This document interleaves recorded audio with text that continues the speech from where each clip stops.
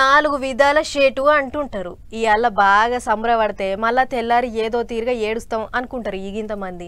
చాలా మందికి అట్లయింది కూడా, అందరికేమో కానీ ఇగో గీళ్ళకైతే అట్లనే అయ్యిందబ్బా. బుడ్డ పిల్లగాని పుట్టినరోజు అని కేక్ కటింగ్ చేసుకొని సంబరపడితే ఆ సంబరం నాలుగొద్దులన్నా లేకుండా సోషల్ మీడియాలో పెట్టి ఒక తీరుగా అరుచుకుంటుర్రు పాపం.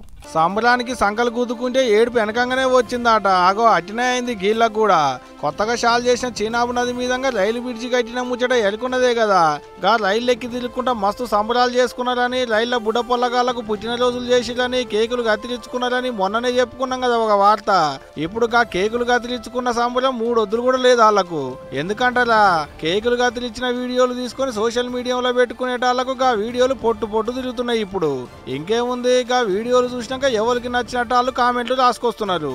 కొత్తగా కట్టిన బ్రిడ్జి, కొత్తగా చేసిన పట్టాలు, కొత్తగా తిరుగుతున్న రైలు, అసవంటి రైళ్లల్లో కేకులు కత్తిరించుడేంది, బర్త్డేలు చేసుడేంది, కొవ్వొత్తులు వెలిగించుడేందని ఎవరికి నచ్చినట్టు వాళ్ళు సోషల్ మీడియాలో కామెంట్లు రాస్తున్నారు.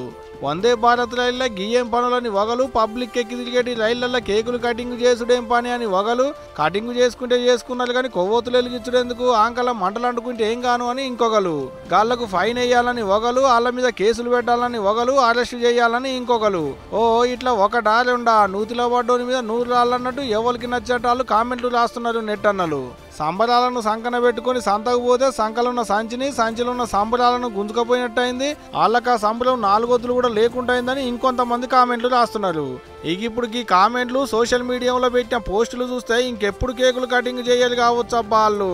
ఆ తరీకలా అరుచుకున్నారు మరి మనోళ్ళు.